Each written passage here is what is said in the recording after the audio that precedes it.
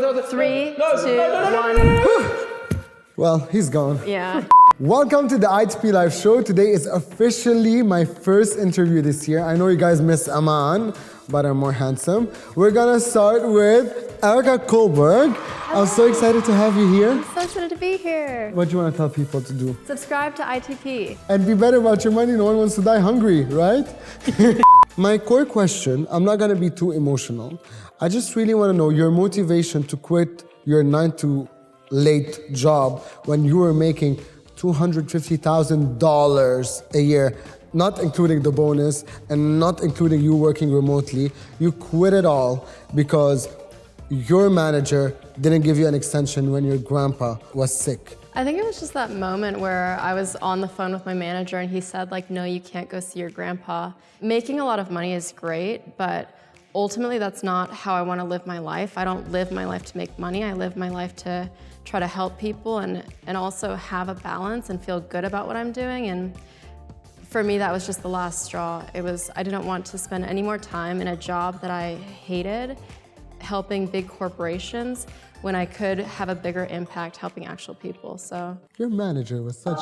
I want you to look straight at your camera and give a really nice message to your ex-boss who didn't let you see your late grandpa. What would you tell him? I'm very grateful for... Oh, no, listen. I am. Listen, I am grateful. Oh, no, he didn't. Was there any advice your late grandpa gave you before he died that motivated you into making this life-changing decision? I think he was really proud of me for becoming a lawyer, proud of me for the job that I had. But ultimately, I think every grandparent, they just want to see their grandchild happy. Yeah. And so even though I made the switch after he passed away to quit my job, I did it knowing that he would have been proud either way. So now a lot of Gen Zers and millennials watching this, they really want to quit their 9 to 6 job, 9 to late, this is what I call it. What's your advice for them? Because when you quit your job, you didn't know what you were gonna do. My advice is really to save up money so that you can financially afford to quit and give yourself a savings cushion, whether that's 3 months of expenses or 6 months or a year, so that when you're going off to do your new venture, you have time to actually see if you can build it up without having to worry about paying day-to-day bills. But there's this fear of just living your youth, right? I want to live my youth when I'm able to afford everything, go to the next party, buy the next school outfit. How can you sustain that life and live your youth and also save money? How do you find that balance? It's just about figuring out what matters to you. So if you want to get your daily coffee, maybe you find a cheaper place to live so you pay less in rent. Because if you're getting everything of what you want, it's very hard to save money. If you're spending as much as your paycheck, it's very, very difficult to save money. So it's just about figuring out what you can cut, what's not so important to you, budget there, and then spend money on the things that make you happy. That's so interesting. Now, I saw somewhere in your Instagram videos where you said you need to pay yourself first. So you get your paycheck and then you need to pay yourself first before going to shopping or just spending money on random things. And yes, you owe yourself that money because someone needs to take care of that person who's going every day to work, who might get fired one day or want to venture something new. So what does paying yourself mean? Paying yourself first just means that when you get your salary, you need to know that paying yourself first just means paying for your future. So investing that money or putting it into an emergency fund or putting it into like a savings account where you're saving for a goal like a wedding or something. Yeah. So you take that money, put it there first into your savings or investments, and then what's left over, that's what you can spend on other things. And you have so many rules for these things, right? I saw your cool rules. They're smarter than me, that's for sure.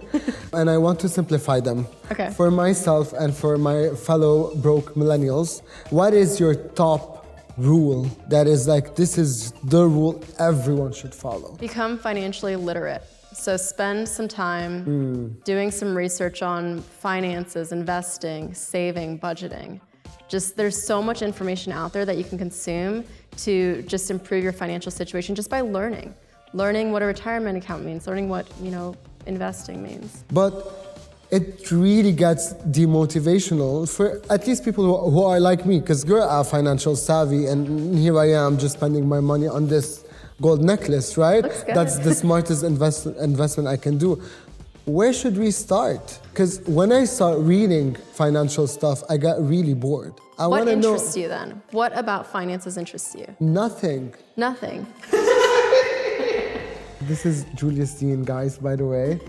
Don't you want to buy more gold chains? Yes. Okay, then you need to make more money. Cool. So then maybe that's what you're interested in, Maybe. right? Like learn how to negotiate a higher salary here. Yes. Learn how to have some passive income on the side. Learn how to have side hustles. And you talk a lot about passive incomes, I love passive income. which is you're beyond the 9 to 6 kind of income. I want to know if I want to start investing as, again, an ignorant millennial or a Gen Zer in passive incomes. What should that be? Let's define passive income Sure. as a start. So passive income versus active income. Active income we're all very familiar with. You go to your 9 to 5, you work 5 hours or 8 hours, you get paid for those 8 hours. So it's very transactional, and as soon as you stop working, if you quit the job, the money quits coming in. Or you get fired. Or you get fired. And you have to live with that anxiety. I'm getting fired today, right? And this is active income. Active. We all know that. Passive income is where the money that you get in isn't necessarily tied to the number of hours you put in. So for passive income, it may take you 200 hours to build a YouTube channel, but then some of those YouTube videos are going to create passive income for you, meaning long after you've filmed those videos, they may still bring money in for you. Real estate, same thing. Affiliate income, so where I'm promoting someone else's products at some point. Because and- as a social media influencer. Yeah, if you're interested in social media, which you're in front of a camera, so I think it's good you are interested, you have a talent for it, social media passive income is probably the easiest way to go. Okay. So affiliate income, selling your own digital courses, selling your own digital products, ad revenue, I'll just leave you with 4. That's a good start. Because like anyone that's watching us could start their social media careers today and this could make them money. Back to you. Let's go into your personal... Sure. Because I feel every time we talk finance, you turn into Sasha Fierce. You're like your alter ego. The lawyer The comes lawyer. out. I see your body language changing. So back to you. I know that a lot of people in this industry were not really motivating you or believed in you that, oh, you're gonna go on social media and become a content creator and it's really not appropriate for your image. How were you able to prove yourself? I think I just did it. A lot of what you're referring to, a lot of lawyers told me it was very unprofessional to go onto social media. I would make a fool of myself. I would ruin my reputation. But I didn't care because the reason I started social media was honestly to help people. I had spent so many years helping corporations as a corporate lawyer that I wanted the opportunity to help real people. What's your advice to people who want to start this? Do a topic that you enjoy, have the right reasons for doing it. Don't come on social media because you want the perks or the fame or those other reasons, because that won't get you through the tough part, which to me is creating great content when no one's watching. Now, there's the metaverse, there's NFTs, Bitcoins, a lot to invest in. And obviously me and people like me who don't know anything about anything when it comes to finance, we're so overwhelmed by what should I invest in? Bitcoin? Should I invest in properties, in gold? What are you investing in right now? I'm investing in the stock market.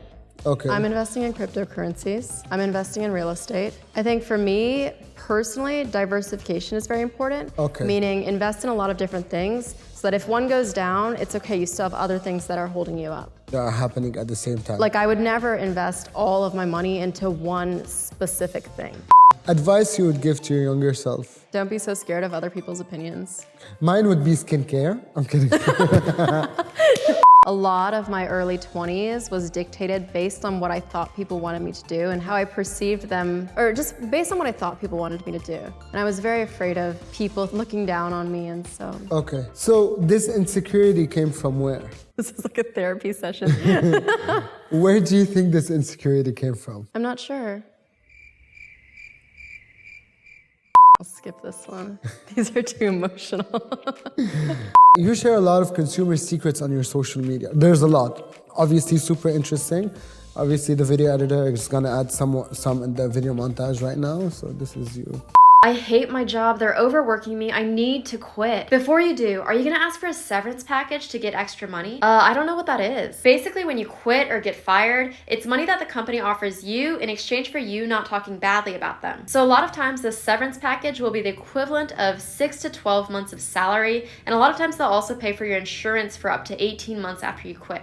So share with me your favorite consumer secrets. My easiest one is just about shoes. So a lot of shoes come with a warranty. So Okay. for instance, Nike, comes with a 2-year warranty, which most people don't realize. So, So if it develops a tear or something, you can go return it to get a brand new pair or a gift card for the same value. wow. So again, we won't tackle your childhood because obviously you don't want to do I that. promise there's nothing like horrific. Wait, what? That's again Julius Dein laughing in the background. Could you teach us few techniques, like 3 communication skills techniques? One is I think it's very good to be a good listener. Listen more than you talk. Always allow people need to finish. You're gonna get a lot more out of life if you're a better listener than a talker. Number 2, for communication, good eye contact is nice. Was that a sufficient number 2? No, everyone knows that. I need something new, something fresh. Number 2, I think when you're having conversations with people, especially in business, you should always think about how you can provide more value for them rather than how you can extract value from them. Okay, at least make it seem that way. I feel like you should genuinely feel that way. Okay. I think I want to invite Julius Dein from London. He's, Yes. yeah. Great idea. Let's do it, right? Okay, let's do it. So 3, 2, 1. Oh, hey. Hello from London. Hello. Yes. We have the biggest internet magician. What's up, guys? Julius Dein here. Like, subscribe. Erika! Yeah. Oh my gosh, I love your videos. Thank You do you. American Airlines, the discounts, that's so cool. Yeah, you're not mic'd up, so you need to shout. Oh my gosh! Yeah. Where are we? At the ITP live show, if you haven't subscribed, guys, just do it already. Make sure to subscribe. Erika, how am I going to get a free business class flight back to London? I have points. Okay, we'll just do points. It's points, okay. Yes. I don't have points. I'm gonna get. Come with me. You can get Yeah? points. Oh. Go with him. Oh. Or you can get your own credit card that has a point system. Okay. You get points and use it for business class flights. Could I sign up to lots of different credit cards, Yes, take all the points, and get myself a free business class flight? absolutely. I used to do that all the time. If I was an aspiring wannabe TikTok star, what do you recommend to get my first 1 million followers as a finance entrepreneur? Oof. Come up with a very actionable tip, come up with a hook at the very beginning, and make it very concise, and then have a call to action at the end that says, follow me. Nice. Cool. Should we just like fly him back to London? Make me disappear. Disappear? Where? Yeah, I bet you can't make me disappear. we'll try. No, don't make me disappear. No, I don't. 3, 2, 1. Well, he's gone. Yeah, too talkative. Oh gosh, tell me about it. Thank you guys for watching. Thank you, guys. Make sure to subscribe, hit the bell, and see you next time. Thank you so much. Thank you. Bye. Bye.